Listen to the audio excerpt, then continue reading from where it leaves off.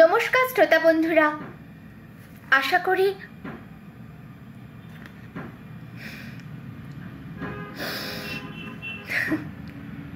কি বলুন তো, না ভালো তো থাকতেই হবে আপনাদের, না হলে স্বপ্না ও তার কথার আসর জমবে কাদের নিয়ে। আসলে আমি যেটা বলতে চাইছি সেটা হলো, আশা করি আপনারাও অপেক্ষা করে বসে আছেন আজ কখন আমরা একসাথে বসবো, আমরা নতুন নতুন গল্প করব, আড্ডার মেজাজ ফুরফুরে হবে, নতুন নতুন কত অজানা তথ্য সবার সাথে আমরা ভাগ করে নেব, তাই না? চলুন আজ আমরা আমার খুব প্রিয় একটা বিষয় নিয়ে আলোচনা করি। আপনারা হয়তো অনেকেই জানেন যে আমি লেখালেখির পাশাপাশি নাট্য মঞ্চের সাথে যুক্ত আছি, মঞ্চ অভিনয়ের সাথেই যুক্ত আছি। বহু জায়গাতেই আমি অভিনয়ের সূত্রে যাই, কত শত নানান মানুষের সাথে আমার দেখা হয়, কথা বলি। একটা জিনিস আমি খুব অনুভব করেছি, সেটা বলি। এটা তো মূলত একটা ডিজিটাল এজ, প্রযুক্তির সাহায্যে কি না করে দেখাচ্ছি আমরা সর্বক্ষেত্রে, এমনকি অভিনয়ের মঞ্চেও, যা একদিন ভাবাও যেত না, সেই সমস্ত দৃশ্য ঘটনা ঘটিয়ে দেওয়া যাচ্ছে এখন মঞ্চে। এ নিঃসন্দেহে এক বিরাট সাফল্য।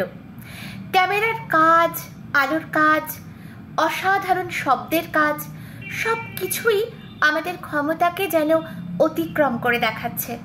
তবু আমি দেখেছি মানুষ কিন্তু মঞ্চে দাঁড়িয়ে বাস্তব অভিনয়কেই অনেক বেশি করে গ্রহণ করছে আজও। যন্ত্র কিন্তু এখানেই আমাদের কাছে হেরে যায়।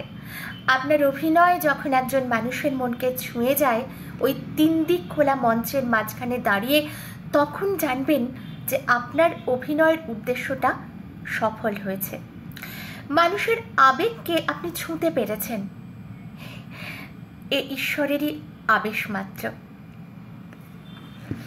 চলুন আমরা শুরু করি আজকের আড্ডার মূল বিষয়, বাংলার রঙ্গমঞ্চ ও রামতারণ সান্যাল।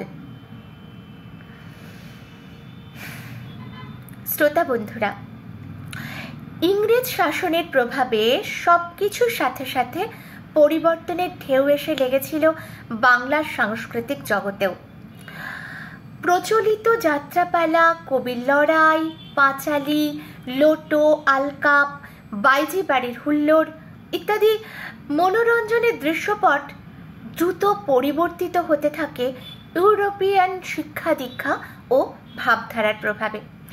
নতুন আঙ্গিকে জেগে ওঠে থিয়েটারের মঞ্চ, নিয়ে আসে এক নতুন ভাবনার আলো ও আলোচনা। বাংলার নিজস্ব ভাবনার সেই নবপ্রয়োগের প্রতিকৃত ছিলেন অবশ্যই গিরিশচন্দ্র ঘোষ, রসরাজ অমৃতলাল বোস প্রভৃতি। শুধু নাট্য ভাবনা বা অভিনয় নয়, নাট্যসঙ্গীত ও তার ব্যাকগ্রাউন্ডের মিউজিকেও বিরাট একটা পরিবর্তন এসেছিল। বাংলার রঙ্গমঞ্চ ও তার সঙ্গীত ধারা যে গুটিকয় মানুষের প্রতি চিরকৃতজ্ঞ থাকবে, তার মধ্যে অন্যতম ব্যক্তিত্ব শ্রী রামতারণ সান্যাল মহাশয়। আমরা তাঁর কথাই আজ আলোচনা করব।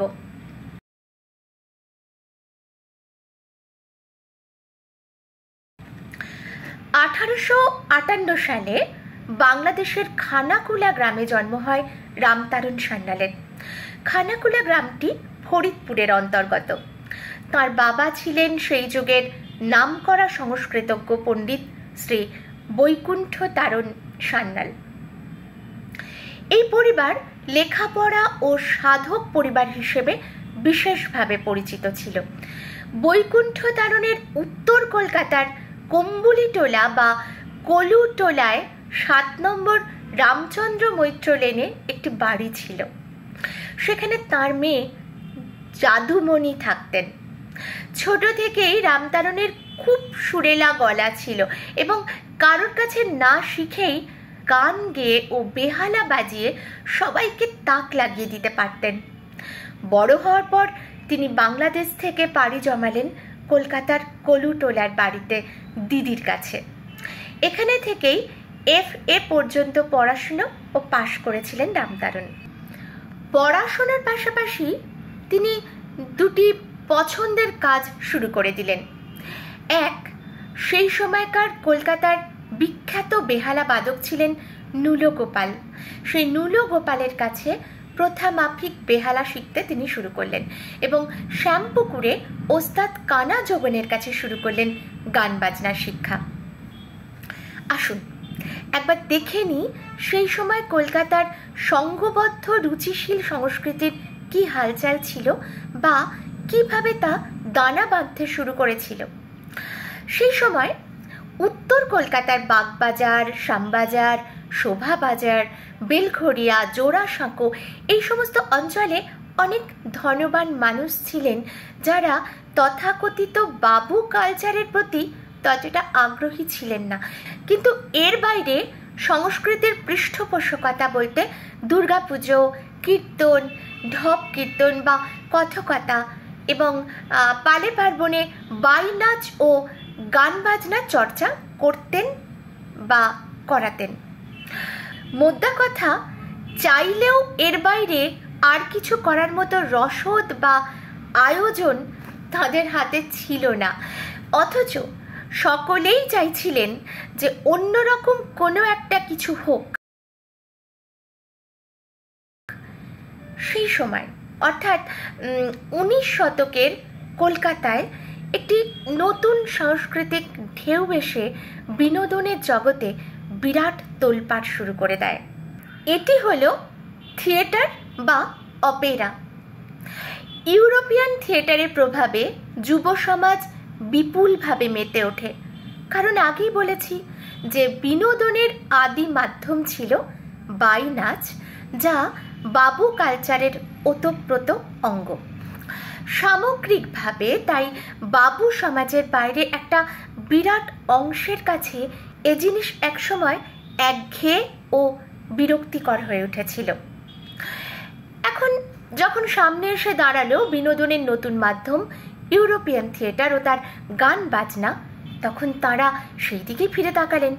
ফলে খুব সহজেই এই নতুন ধারা প্রভাব বিস্তার করতে থাকে বাংলার সাংস্কৃতিক পরিমণ্ডলে। ইউরোপিয়ান থিয়েটার ও তার গান বাজনার প্রভাবে প্রভাবিত হয়ে বাংলা রঙ্গমঞ্চের জন্ম হয়, যেখানে বাংলা তার নিজস্ব মঞ্চে সম্পূর্ণ নিজস্ব ধারার কাহিনী অবলম্বনে নাটক তৈরি করে মঞ্চস্থ করতে শুরু করে। এই প্রসঙ্গে বলে রাখি যে প্রথম দিকে স্ত্রী চরিত্রে পুরুষ অভিনেতারাই সাজসজ্জা করে অভিনয় করতেন।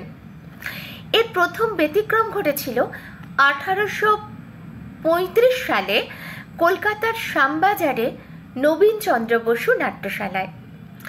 সেখানে বিদ্যাসুন্দর নাটকে প্রথমবার মহিলা শিল্পী হিসেবে অংশগ্রহণ করেছিলেন জয় দুর্গা, রাধামণি ও রাজকুমারী। অবশ্য ঐতিহাসিক দিক থেকে দেখতে গেলে এই ঘটনাটি একটি বিক্ষিপ্ত প্রয়াস ছিলই বলা বাহুল্য, কারণ এরপর দীর্ঘ 4 দশক ধরে মঞ্চে অভিনেত্রী নিয়োগের কথা তথ্যগতভাবে আর জানতে পারা যায় না। তবে সাধারণ নাট্যমঞ্চে অভিনেত্রী নিয়োগের কথা প্রথম ঘটে বেঙ্গল থিয়েটারের মাধ্যমেই। মাইকেল মধুসূদন দত্ত ও পণ্ডিত সত্যব্রত গোস্বামী সর্বপ্রথম বেঙ্গল থিয়েটার কর্তৃপক্ষকে ইউরোপিয়ান অপেরার অনুকরণে নাটকের স্ত্রী চরিত্রগুলি মহিলা শিল্পীদের দিয়ে করাবার পরামর্শ দেন। সেই অনুযায়ী 4 জন বারাঙ্গনাকে অভিনয়ের জন্য মনোনীত করা হয়েছিল। এই 4 জনের মধ্যে 3 জনের নাম জানতে পারা যায়। এরা হলেন এলোকেশী, জগত্তারিণী ও গোলাপ।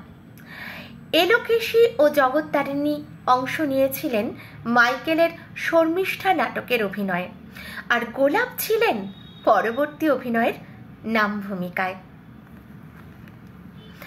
শ্রোতা বন্ধুরা, চলুন আমরা খুব সংক্ষেপে একটু জেনে নিই বাংলায় সেই যুগে পেশাদার রঙ্গমঞ্চ তৈরির ইতিহাসটা। খুবই ইন্টারেস্টিং গল্প সেটা, বিশেষ করে যারা আমার মতো নাট্যমঞ্চের সঙ্গে যুক্ত আছেন তাদের কাছে তো বটেই। আসলে যে সমস্ত রুচিশীল ও প্রভাবশালী মানুষেরা চাইছিলেন অন্যরকম বিনোদনের বিকাশ ঘটাতে, তাদের মধ্যে অন্যতম ছিলেন চিৎপুরের জমিদার পরিবার। এখনকার যা রবীন্দ্র সরণি, তার উপরেই ছিল এই জমিদার বাড়ি। আর সেই বাড়িতে ছিল বিশাল এক ঘড়ি। বড় রাস্তা থেকে দেখা যেত সেই ঘড়ি, আর তার নামেই বাড়ির নাম মানুষের মুখে মুখে হয় ঘড়িওয়ালা সান্যাল বাড়ি। এই সান্যাল বাড়ির সঙ্গে খুব ঘনিষ্ঠতা ছিল রসরাজ অমৃতলাল বসুর, আর সেই সময় রসরাজের সাথে খুবই হৃদ্যতায় জড়িয়ে গিয়েছিলেন রামতারণ সান্যাল নিজেও। রসরাজকে তিনি সেজদা বলে ডাকতেন। রসরাজই তাকে বাংলা থিয়েটারে নিয়ে আসেন। রসরাজের উদ্যোগেই চিৎপুরের জমিদার বাড়িতে বাংলার প্রথম পেশাদার রঙ্গালয় ন্যাশনাল থিয়েটার স্থাপিত হয়েছিল 1871 সালে, এবং এই মঞ্চের উদ্যোগে প্রথম নাটক হয়েছিল 12 ডিসেম্বর 1872 সালে নীলদর্পণ, যাতে কোনো মহিলা অংশগ্রহণ করেননি। নাটকের পরিচালনা এবং প্রযোজনা করেছিলেন রসরাজ অমৃতলাল বসু। সঙ্গে ছিলেন অর্ধেন্দু শেখর মুস্তাফি, ভুবন মোহন নিয়োগী প্রভৃতি ব্যক্তিত্ব। জমিদার বাড়ির সামনে বিরাট একটা খোলা মাঠ ছিল। সেই মাঠেই স্টেজ বানিয়ে নাটক মঞ্চস্থ করা হয়েছিল। অবশ্য ন্যাশনাল থিয়েটার একদিনে হুট করে হয়নি, কিন্তু বাগবাজার জোড়াসাঁকো অঞ্চলে তখন একটি অ্যামেচার নাটকের দল ছিল, যাদের অভিনীত দীনবন্ধু মিত্রের লিখিত সধবার একাদশী খুব জনপ্রিয় হয়েছিল। এই দলের নাম ছিল বাগবাজার অ্যামেচার। বাগবাজার অ্যামেচারের কুশীলবদের মধ্যে অন্যতম ছিলেন গিরিশচন্দ্র ঘোষ, অর্ধেন্দু শেখর মুস্তাফি, রসরাজ অমৃতলাল বসু প্রভৃতি। পকেটের পয়সায় নাটক করে তো আর বেশি দিন চলতে পারে না, তাই না? তাই প্রয়োজন হয়ে পড়ে বড় মানুষের সহায়তার। নাট্যমঞ্চের যে ছবি আজও অতি কঠোর বাস্তব আমাদের দেশে। এই কারণেই বাগবাজার অ্যামেচার পৃষ্ঠপোষকতা ও অন্যান্য প্রয়োজনীয় কারণে চিৎপুরের জমিদার বাড়ির সাথে যুক্ত হয় ন্যাশনাল থিয়েটার নামে। সমস্তটাই ঘটেছিল রসরাজের উদ্যোগে। যদিও গিরিশবাবু প্রথম দিন থেকে নিজে খুশি ছিলেন না এই সিদ্ধান্তে। থিয়েটার ছিল ওনার শখ মেটাতে, অন্যের কাছে হাত পাততে, তাই সঙ্গত কারণেই ওনার একটা দ্বিধা ছিল মনে। ন্যাশনাল থিয়েটারের প্রথম নাটকটি পেশাদার নাট্যমঞ্চের যেমন একটি উল্লেখযোগ্য ঘটনা, তেমনি প্রথম দিনেই এই নাটককে ঘিরে একটা ভারী মজার ঘটনা ঘটে। রসরাজ রামতারণকে বলেন যে, তারণ, তুমি নাটক শুরুর আগে বেহালা বাজিয়ে দর্শকের মনোরঞ্জন করতে পারবে? একটা পরীক্ষা করে দেখাই যাক না, দর্শকদের একটু নতুন চমক দিলে তারা তা কেমনভাবে নেয়। রামতারণ তো সেজদার কথা এক পায়ে খাড়া। সন্ধেবেলায় একক বাদক হিসেবে বেহালা নিয়ে বাজাতে বসে তিনি ধরলেন ইমন কল্যাণ। সে বাজনা তার দক্ষতার গুণে এমন এক উচ্চতায় পৌঁছল যে নাটকের সময় হয়ে গেলেও দর্শক আর তাকে উঠতে দিতে চায় না। তিনিও ইতিমধ্যে বাজনায় এত মগ্ন হয়ে গেছেন যে কিছুতেই তাকেও আর থামানো যাচ্ছে না। দুদিক দিয়েই তখন ঘোর বিপদে উদ্যোক্তারা। শেষে তার গানের গুরু কানা যোগেন বেহালার ছড় দিয়ে পিঠে সজোরে আঘাত করে সান্যাল মশাইয়ের হুঁশ ফিরিয়ে সেদিনের বাজনা থামান। এরপর শুরু হয় নাটক। ভাবুন একবার, কি মজার কাণ্ড! এই হচ্ছে প্রকৃত একজন শিল্পীর লক্ষণ, যিনি বাজাতে বসে স্থান কাল পাত্র ভুলে যান। ফিরে আসি ন্যাশনাল থিয়েটারের পত্তনে। আগেই বলেছি যে গিরিশবাবু নিজে এই সিদ্ধান্তে খুশি ছিলেন না এবং এই উদ্যোগের বিরোধিতাই করেছিলেন। তিনি মুখের ওপর পরিষ্কার বলে দেন যে এই ধরনের অ্যামেচারিস প্রফেশনালিজম পছন্দ করছি না। সত্যি বলতে কি, 1 বছরের মাথায় 1873 সালে তিনি ন্যাশনাল থিয়েটারের সঙ্গও ত্যাগ করেন এবং গ্রেট ন্যাশনাল থিয়েটারের প্রতিষ্ঠা করে তাতে যোগ দেন। এইখানেই পরবর্তীকালে গড়ে ওঠে মিনার্ভা। এই গ্রেট ন্যাশনালে গিরিশবাবু ম্যানেজার হয়ে যান 1880 সালে। যা হয়, সকলে গিরিশবাবুকে অনুসরণ করে গ্রেট ন্যাশনালে যোগ দিলেন ও আবার সেই একইভাবে নাটক শুরু হলো। এবার কিন্তু গিরিশবাবু বিরোধিতার বদলে এই কাজে প্রচুর সাহায্য করেন। উদাহরণ হিসেবে বলা যায় যে গ্রেট ন্যাশনাল থিয়েটার প্রতিষ্ঠা হওয়ার পরে আগাগোড়া উপদেশ নির্দেশ দিয়ে তিনি অতুল কৃষ্ণ মিত্রকে আদর্শ সতী নাটকটি লিখতে সাহায্য করেন এবং সুরকার হিসেবে বেছে নেন রামতারণ বাবুকে। কেবলমাত্র অসাধারণ সুরেই নয়, এই নাটকে রামতারণ বাবু নাচের কলা কৌশলের নির্দেশনাও করেন। বলে রাখা ভালো, সেই সময়ে নাট্যমঞ্চে নাচ ব্যাপারটা কোনো সংগঠিত রূপ বা নির্দেশ ছিল না। যে যেমন করে পারত নিজের মতো করে নাচ করা এবং করানোর চেষ্টা করত। বেশিরভাগ ক্ষেত্রেই তা খ্যামটা নাচে পরিণত হতো। যদিও হাতে গোনা 2-1 শিল্পী মঞ্চ নাচের জন্য বিখ্যাত ছিলেন, যাদের মধ্যে অবশ্যই অভিনেত্রী তারা সুন্দরী অন্যতম একজন। এনাদের বাদ দিলে বাদবাকি সাধারণ শিল্পীরা মঞ্চে মানে নাটকের মঞ্চে যে ধরনের নাচ করতেন তার কোনো প্রথাগত নিয়ম ছিল না। কিছু কিছু ক্ষেত্রে এই সমস্ত নাচ কিন্তু মানিয়েও যেত। যেমন একে কি বলে সভ্যতা নাটকের সভা দৃশ্যে যে নাচ হতো তা খ্যামটারই উপযুক্ত। আর হাসির দৃশ্যে নাচের জন্য সকলেই এক কথায় গুরু মানতেন অর্ধেন্দু শেখর মুস্তাফিকে। তার নাচ তিনি এমনভাবে নেচে দিতেন যে সে জিনিস করার ক্ষমতা অন্য কারোর ছিল না। এই প্রসঙ্গে একটা কথা বলে রাখি, সেই সময় রঙ্গমঞ্চ জুড়ে পঞ্চরঙের খুব বাড়াবাড়ি হয়। এই পঞ্চরংটা কি? এই পঞ্চরং ছিল আরব্য রজনী কেন্দ্রিক বিশেষ বিষয় নিয়ে রচিত পালা, যাতে প্রচুর পরিমাণে নাচ গান থাকত। রামতারণ এই সমস্ত পঞ্চরঙের সর্বময় পরিচালক ছিলেন এবং এই দিয়েই তিনি মঞ্চ নাচের কাজের হাতে খড়িও করেন। যদিও তার সাধক মামার কাছে ছোটবেলায় তিনি ধরে বেঁধে কীর্তনের সাথে কিভাবে নাচ করতে হয় তার বিশদ তালিম পেয়েছিলেন, যা তাকে মঞ্চ নৃত্য পরিচালনার বিশেষ মাইলেজ দিয়েছিল বইকি।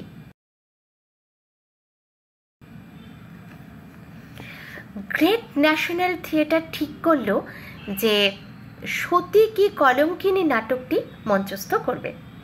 এই নাটকে কিন্তু আর যে যার মতন যেমন খুশি নাচো এই ব্যাপারটা চলল না। নাটকের পরিবেশ দাবি করছিল হাবভাবের সাথে উপযুক্ত নাচ। এই নাটকের রচয়িতা ছিলেন দেবেন্দ্রনাথ বন্দ্যোপাধ্যায় ও সুরকার মদন মোহন বর্মন।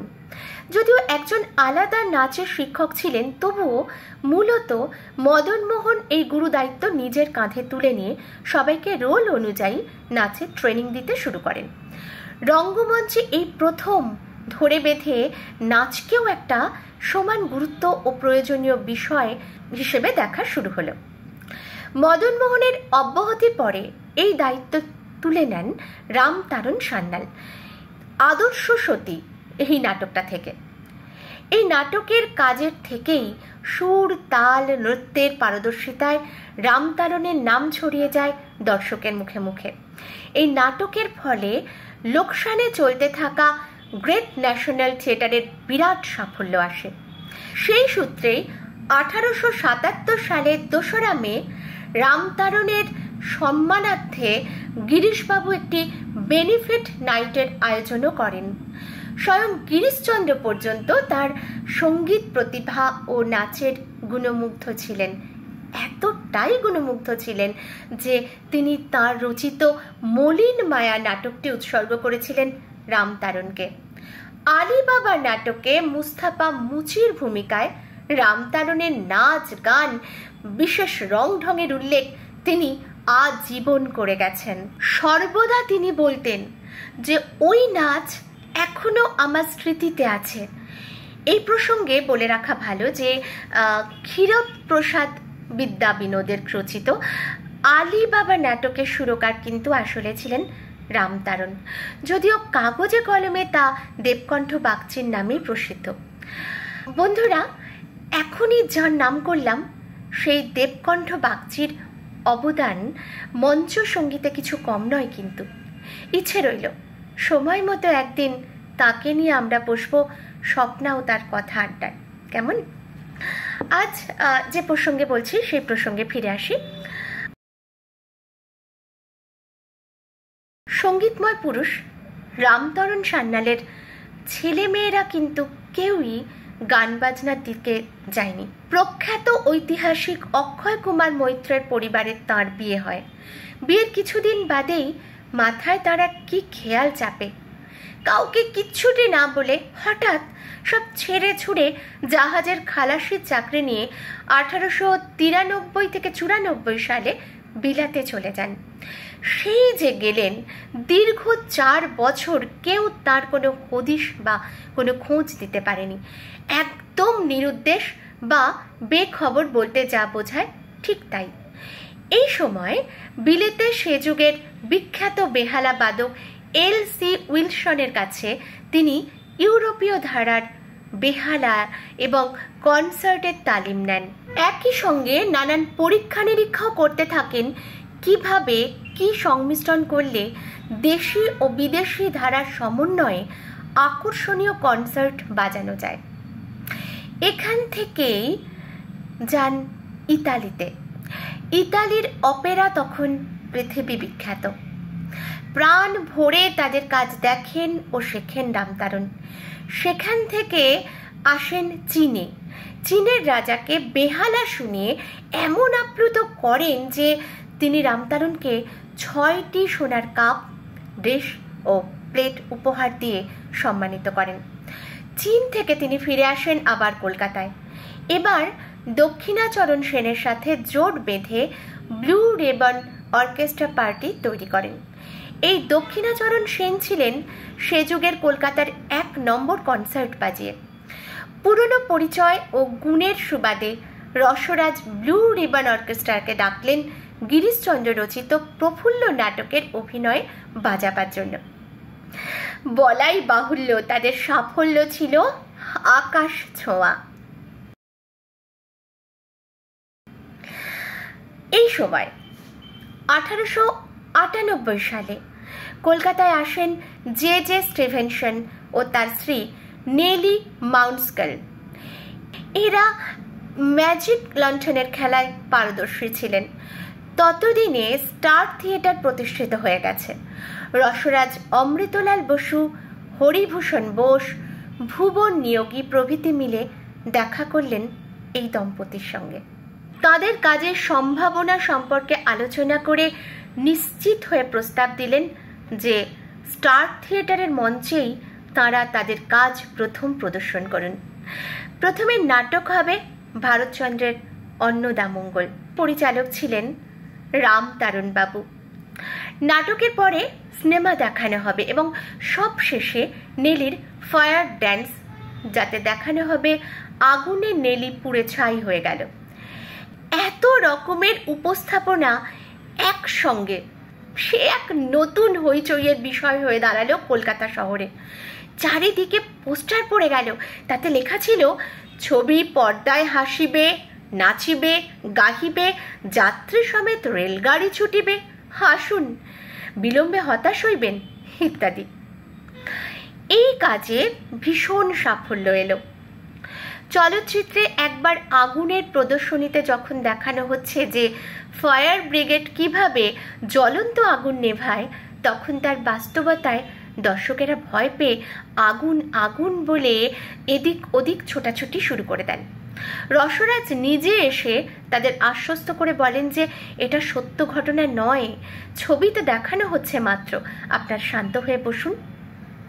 একসঙ্গে কাজ করার সূত্রে একবার রামতারণ নেলিকে প্রস্তাব দেন যে পাশ্চাত্য সঙ্গীতের উপর ভিত্তি করে তিনি যে নাচ করছেন তার সাথে পিয়ানো ও বেহালার যুগলবন্দিতে প্রাচ্য পাশ্চাত্যের ধারা মিশিয়ে নতুন ধরনের প্রয়োগ যদি মঞ্চে করা যায় তাহলে তা আরও আকর্ষণীয় হতে পারে। নেলি এই প্রস্তাবে রাজি হয়ে যান। সুরারোপের সময় পাশ্চাত্য ধারায় রামতারণের অসাধারণ দখল দেখে নেলি অবাক হয়ে তাকে জিজ্ঞাসা করেন যে কি করে আপনি পাশ্চাত্যের সুরের গভীরতা এমনভাবে আয়ত্ত করেছেন। উনি তখন তার গুরু উইলসন সাহেবের কথা বলেন, যা শুনে নেলি পর্যন্ত সসম্ভ্রমে রামতারণকে সম্মান দেখান। এই প্রসঙ্গে নাটকের বাইরের একটা গল্প বলি। রামতারণ বাবুর সঙ্গে সিমলার বিশ্বনাথ দত্তের ছেলে নরেন্দ্রনাথ দত্ত, উত্তরকালে যিনি স্বামী বিবেকানন্দ নামে বিখ্যাত, আপনারা বুঝতেই পেরেছেন নরেন্দ্রনাথ দত্ত যখনই বলেছেন, তো এই নরেন্দ্রনাথ দত্ত বা আমাদের বিবেকানন্দের সখ্যতা ছিল ভীষণ। তার সূত্রেই তিনি শ্রীরামকৃষ্ণের সান্নিধ্যে আসেন ও তার অনুগামী হন। মাস্টার মশাই বা মহেন্দ্রনাথ গুপ্তের কথামৃতে বহু জায়গায় তার নামের উল্লেখ রয়েছে। এমনই একদিন বিকেলবেলায় গঙ্গার পাড় ধরে দুজনে যাচ্ছিলেন দক্ষিণেশ্বরে। দুজনের হাতেই বেহালা। সুরধ্বনির আওয়াজে থমকে গিয়ে রামতারণ বললেন, বলো তো নরেন, গঙ্গা এখন কোন সুরে বইছে? নরেন্দ্রনাথ বললেন, আমার মনে হচ্ছে পুরিয়া। রামতারণ ঘাড় নেড়ে বললেন, না, আমার মতে ইমন। আলোচনা করে ঠিক করা হলো যে চলো বেহালার সুর বাঁধো ও যে যার মতো সেভাবে নিজের মত অনুযায়ী বাজাও। অর্থাৎ একজন ধরবেন পুরিয়া, নরেন্দ্রনাথ, আবার রামতারণ ইমনে। এইভাবে যার সুর গঙ্গার সাথে মিলবে না তার ছিঁড়ে যাবে। যেই মতো কথা সেই কাজ। অল্প সময় দেখা গেল যে নরেন্দ্রনাথের বেহালার তার গেছে ছিঁড়ে। গিরিশচন্দ্রের বুদ্ধদেব চরিত নাটকের বিখ্যাত গান জুড়াইতে চাই কোথায় জুড়াই, এই গানটির সুরকার ছিলেন রামতারণ। একদিন তিনি এই গানটি এবং কো কো কো বয়রে ঝড় এই গান দুটি পর পর গেয়ে শোনান পরমহংসদেবকে। সেই শুনে তিনি বলেছিলেন, ও তারণ, এ কি করলি? পায়েসের পর নিমঝোল কি ভালো লাগে? অর্থাৎ জুড়াইতে চাই গানের গভীরতা ও বক্তব্যের পর ওই দ্বিতীয় গানটি ছিল বেমানান। একবার রসরাজ রামতারণকে বলেন যে দেখো রামতারণ, তুমি সুর করছো সে তো দারুণ জিনিস, কিন্তু সদা সর্বদা যদি শাস্ত্রীয় সঙ্গীতের আশ্রয়েই থাকো তাহলে তা সর্বজনগ্রাহ্য কি করে হয় বলে দেখি। সে কথা শুনে তিনি বলেন যে সেজদা, ঠিক আছে, এবার দেখবেন এমন সুর করব যাতে বিড়িওয়ালা থেকে ভদ্রলোক সকলেই আমার সুরে গুনগুন করবে। সত্যি তার সুর সমাজের সর্বস্তরের মানুষ সমানভাবে গ্রহণ করেছিলেন। রসরাজের খাস দখল নাটকে তিনি শেষ সুর করেন। গিরিশবাবুর বলিদান, সিরাজদৌল্লা, চৈতন্য লীলা, বিল্লমঙ্গল, প্রফুল্ল, আবু হোসেন ইত্যাদি নাটক ছিল তার অন্যতম কাজ। এছাড়াও আলিবাবা, মায়াতরু, হরিশ্চন্দ্র, ভারতচন্দ্রের বিদ্যাসুন্দর, অন্নদামঙ্গল, সীতাহরণ ইত্যাদি কাজও মানুষের মনে দাগ কেটেছিল সেই সময়। তার সুরারোপিত মায়াতরু ও প্রমোদ কানন এই দুটি গীতিনাট্য তখন অত্যন্ত জনপ্রিয়তা লাভ করে গানেরই জন্য। এই প্রসঙ্গে বলে রাখি যে প্রমোদ কাননের রচয়িতা স্বয়ং রামতারণ। 1879 সালের 18 জানুয়ারি কামিনী কুঞ্জ নাটকটি প্রথম অভিনীত হয়। এখানে ইতালিয়ান অপেরার সুরের আদলে সুর দেন রামতারণ সান্যাল। ইংলিশম্যান পত্রিকায় বিজ্ঞাপন দেওয়া হয়েছিল এই যে new opera Kamini Kunja in the style of Italian opera, first time in the stage of India. এই বিজ্ঞাপনের মাধ্যমে বাঙালি তথা গোটা ভারতবর্ষ জানতে পেরেছিল যে কলকাতার একজন সুরকার বাঙালি ইতালিয়ান আঙ্গিকে অপেরাধর্মী একটি গীতিনাট্য উপস্থাপনা করেছেন এদেশে প্রথম। 1888 সালের 19শে ডিসেম্বর ইন্ডিয়ান ডেইলি নিউজে স্টার থিয়েটারের পক্ষ থেকে আরেকটি বিজ্ঞাপনও দেওয়া হয় এই নাটক সম্পর্কে। সঙ্গীত পাগল রামতারণের বরং একটি মজার ঘটনা এখন বলি। একবার সাবিত্রী সত্যবানের ঘটনা অবলম্বনে একটি নাটক করা হচ্ছে, যেখানে তিনি নিজে মিউজিক ডিরেক্টর এবং সত্যবানের ভূমিকায় নিজেই অভিনয় করছেন। দৃশ্যে মৃত অবস্থায় তিনি স্টেজে শুয়ে আছেন এবং করুণ সুরে ব্যাকগ্রাউন্ড মিউজিক বাজছে। অসাবধানে হঠাৎ বাদকের হাত একটি ভুল রিডে পড়ে যায়, ব্যাস আর যায় কোথায়। তড়াক করে মৃত সত্যবান লাফিয়ে উঠে সোজা ছুট দেন গ্রিন রুমে ওই বাজিয়েকে তিরস্কার করতে। এদিকে হল জুড়ে হাসির রোল পড়ে গেল, কিন্তু তার কোনো রকম কোনো দিকেই ভ্রুক্ষেপ নেই। ফিরে এসে আবার শুয়ে পড়লেন মৃত সত্যবানের ভূমিকায়। সেই থেকে এই ধরনের কোনো ঘটনা ঘটলেই নাট্যমঞ্চে একটা কথা চালু হয়ে যায়, বেসুরে বাঁচিল সত্যবান। নদিয়ার মহারাজা ক্ষিতীশচন্দ্রের পৃষ্ঠপোষকতায় হাতিবাগানের স্টার থিয়েটারে প্রফুল্ল নাটকটি অভিনীত হয় 1889 সালের 3রা আগস্ট। মহারাজ নিজে উপস্থিত ছিলেন নাটকটি দেখতে। এই দিন আচার্য রামতারণ সান্যালের জীবনের একটি বিশেষ দিন অবশ্যই। নাটকের গান শুনে অভিভূত হয়ে মহারাজ তাকে প্রণাম করে বুকে জড়িয়ে ধরে বলেন, আপনি সরস্বতীর বরপুত্র। নানান জায়গা ঘুরে ঘুরে গান স্বরলিপি সংগ্রহ শুধুমাত্র নয়, দেশভক্তিও ছিল তার মধ্যে প্রবল। এই সময় স্বাধীনতা আন্দোলন দানা পাকাতে শুরু করে, যার ঢেউ এসে পড়ে বাংলার নাট্যমঞ্চেও। ফলত 1877 সালের 19শে ফেব্রুয়ারি গ্রেট ন্যাশনাল থিয়েটারে গজানন্দ যুবরাজ নামে ব্যঙ্গাত্মক প্রহসনমূলক নাটক অভিনীত হয়। সুর করেছিলেন রামতারণ। নাটকটি আদতে ছিল ব্রিটিশ রাজের শাসনের প্রতিবাদী নাটক। এতে একটি গান ছিল, বেলুবাবু গাইতেন, ওরে জজ হতে চাও গজ গিরিকণ, যা ছিল প্রচণ্ড বিদ্রুপাত্মক। গানের কথার ও ভাবের সঙ্গে সাযুজ্য রেখে রামতারণ যা সুর করেছিলেন তা সরকারকে বিচলিত করেছিল সেই সময়। বাংলা থিয়েটারের অন্যতম ভয়ঙ্কর বিদ্রুপাত্মক এই নাটকটি অভিনয়ের 4 দিনের মাথায় পুলিশ বন্ধ করে দেয়, কিন্তু কর্তৃপক্ষ দমে না গিয়ে নাম বদলে হনুমান চরিত নাম দিয়ে আবার তা মঞ্চস্থ করতে শুরু করে। ফলে আবার শুরু হয় পুলিশি জুলুম এবং নিষেধাজ্ঞা। নাটকের ওপর এই জুলুম নাট্যপ্রেমী মানুষ মেনে নিতে পারে না, তারা প্রতিবাদ শুরু করে। প্রতিবাদে একটি প্রহসনাত্মক নাটক লেখা হয় police of peace and sheep নামে। গ্রেট ন্যাশনাল থিয়েটার আবার তা মঞ্চস্থ করে রামতারণের সুর পরিচালনায়। নাট্য কর্তৃপক্ষের এই চরম ঔদ্ধত্য কোনো মতেই পুলিশ আর বরদাস্ত করেনি। ফলে রাজশক্তির বিরুদ্ধাচরণের অপরাধে সকলের সাথে গ্রেপ্তার হলেন রামতারণ। এই ঘটনার ফলশ্রুতি হিসেবে 1876 সালে নাট্য নিয়ন্ত্রণ আইন জারি করে সরকার। এর প্রতিবাদে রাস্তায় নেমে বন্দে মাতরম গান গেয়ে বেড়ান রামতারণ প্রভৃতিরা। এই অপরাধে পুলিশ তাকে গ্রেপ্তার করে, হাতে পায়ে বেড়ি পরিয়ে হাজতবাসও করায় এক রাত্রে। সঙ্গে ছিলেন রসরাজ, অর্ধেন্দুশেখর মুস্তাফি প্রভৃতিরাও। এই যে বিশাল জনপ্রিয়তা, তা কিন্তু রামতারণের সাধারণ সত্তাকে টলাতে পারেনি, কোনো দিন পারেনি টলাতে।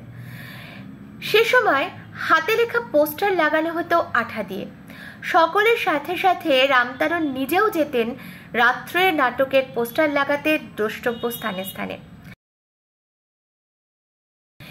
একটু খ্যাপাটে গোছের অত্যন্ত চরিত্রবান রামতারণের দুটি মাত্র নেশা ছিল।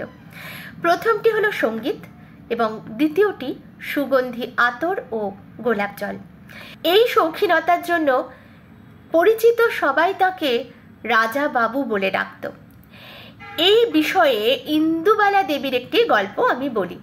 সে সময় মঞ্চে নিয়মিত গান ও অভিনয় করছেন ইন্দুবালা। প্রফুল্ল নাটকের একটি বিশেষ গান মা তোর কোন দেশি বিচার গানটি অনেকবার দেখিয়ে দেওয়া সত্ত্বেও ঠিকমতো তুলতে না পারায় প্রচণ্ড রেগে গিয়ে রামতারণ বেহালা ঝড় দিয়ে কষে 2 ঘা দেন ইন্দুবালাকে। সকলের সামনে সেই মার খেয়ে চোখে জল মুছতে মুছতে তিনি গান তোলেন। এবার ঠিকঠাক হয়। খুশি হয়ে রামতারণ সেই দিনই তাকে 1 শিশি ইভিনিং ইন প্যারিস সুগন্ধি উপহার দিয়েছিলেন। আমৃত্যু সেই সুগন্ধি ইন্দুবালা অতি যত্নে নিজের কাছে রেখে দিয়েছিলেন। বলতেন এটি তার জীবনের অন্যতম সেরা সম্মান। শুধু গানেই নয়, অভিনয়েও তিনি সমানভাবে ডুবে যেতেন। একবার শ্রীকৃষ্ণ নাটকের নাম ভূমিকায় অভিনয় করছেন। নাটকের সময় কর্তৃপক্ষ দেখলেও স্বরননী ব্যবহার করলে অযথা খরচ বাড়ে, তাই চাইতে চুন দিয়ে দাও ভাঁড়ে। দূর থেকে দেখে মনে হবে যে স্বরননী এই সমস্ত, তাই করা হলো। ওদিকে অভিনয়ে মশগুল রামতারণ খেয়াল না করেই সেই চুনের ডালা মুখেও দিয়ে দিয়েছেন।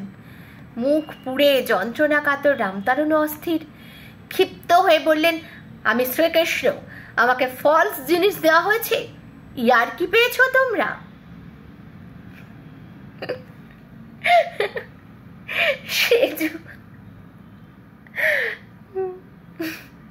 বুঝতেই পারছেন কি হতে পারে তারপর। তো যাই হোক, সে যুগের থিয়েটারে গ্র্যান্ড অপেরা এবং কমিক অপেরা এই 2 ধরনের নাট্যকীর্তি সাফল্যের সাথে প্রচলন করেন রামতারণ সান্যাল। এ হলো তার অন্যতম কৃতিত্ব। অপরের দুঃখে কাতর রামতারণ ছিলেন এক মহৎ হৃদয় মানুষ। 1903 সালে ফরিদপুরে এক ভয়ঙ্কর দুর্ভিক্ষ হয়। এই সময় তিনি উদ্যোগ নিয়ে রসরাজের সাহায্যে 20,000 টাকা চাঁদা তুলে দুর্গতদের হাতে তুলে দিয়েছিলেন। এই না হলে শিল্পী? ভাবুন দেখি কি মহৎ হৃদয়। রামতারণ সান্যালের লেখা একটি বই ছিল, বেহালা শিক্ষা, যা এখন আর পাওয়া যায় না। জানি না আপনারা যারা আজকের এই আড্ডা শুনছেন তারা কেউ সেই বইয়ের হদিস দিতে পারবেন কিনা। পারলে খুবই কৃতজ্ঞ থাকব। যদি কারোর কাছে থেকে থাকে প্লিজ আমাকে একটু জানাবেন কমেন্ট করে, বা আলাদা করে আমাকে মেল করে আমার সঙ্গে যোগাযোগ করতে পারেন। রামতারণ বাবুর গুরু এই নুলো গোপালের আর এক বিখ্যাত ছাত্র ছিলেন বাবা আলাউদ্দিন খাঁ সাহেব। সতীর্থ হিসেবে দুজনের মধ্যে হৃদ্যতাও ছিল খুব। আলাউদ্দিন খাঁও গিরিশবাবু থিয়েটারের সঙ্গীত পরিচালকের সহকারী হিসেবে একসময় কাজ করেছিলেন। গিরিশবাবু সস্নেহে তার নাম দিয়েছিলেন প্রসন্ন কুমার বিশ্বাস। থিয়েটার বা মঞ্চ সঙ্গীতের জগতে রামতারণ সান্যালের একটি বিশেষ অবদান আছে, যে বিষয়ে কথা না বললেই নয়। একটা সময় ছিল যখন কতকগুলি বেসিক সুরের উপর কথা বসিয়ে বসিয়ে থিয়েটারে গান তৈরি করা হতো। ফলে থিয়েটারের গানে একটা একঘেয়েমি ও রিপিট কালচার ছিল গানের ক্ষেত্রে। প্রথম দিকে গিরিশবাবুও এই পথ অনুসরণ করে তার থিয়েটারের গান তৈরি করতেন। রামতারণ বাবু এই ব্যাপারে একটু বেঁকে বসেন। তিনি গিরিশ ঘোষকে বলেছিলেন, আপনি নাটকের দাবি মেনে প্রয়োজন মাফিক কথা দিয়ে সঙ্গীত রচনার করুন, উপযুক্ত সমস্ত সুর আমি করে দেব। অর্থাৎ সুরের কাঠামো ধরে ধরে কথা বসাতে গেলে ভাব প্রকাশের যে সীমাবদ্ধতা আসে, সেই জায়গা থেকে নাট্য সঙ্গীতকে মুক্তির পথ দেখিয়েছিলেন রামতারণ সান্যাল। থিয়েটারের জগতে তিনি পরিচিত ছিলেন অপেরা মাস্টার নামে। তুলনায় খুব কম বয়সে রামতারণ সান্যালের মৃত্যু হয়। সদা সর্বদা তার একনিষ্ঠ কাজের লোক বেনি সাথে সাথে থাকত। স্টার থিয়েটারে অভিনয় শেষ করে ভোর রাত্রে জুড়ি গাড়ি নিয়ে তিনি সোজা চলে যেতেন কাশীমিত্র ঘাটে। সেখানে সারা রাত ধরে যাত্রা নাটক হতো, সেই সমস্ত দেখতেন। সেসব সারা হলে ভোরে গঙ্গা স্নান সেরে শ্মশানেশ্বর মন্দিরে পুজো দিয়ে তারপর তিনি বাড়ি ফিরতেন। পোশাক আশাক, পূজার উপাচার আর আর যে সমস্ত প্রয়োজনীয় সমস্ত কিছু জোগাড় করে রাখত বেনি। আধ্যাত্মবাদী সাধক পরিবারের সন্তান রামতারণ এই কাশীমিত্র ঘাটের কাছেই তার অন্তর্জলি যাত্রা করেছিলেন। এখানেই 1912 সালের 23শে অক্টোবর কোজাগরী পূর্ণিমায় রাত্রি 11টায় মাত্র 54 বছর বয়সে তার মৃত্যু হয়।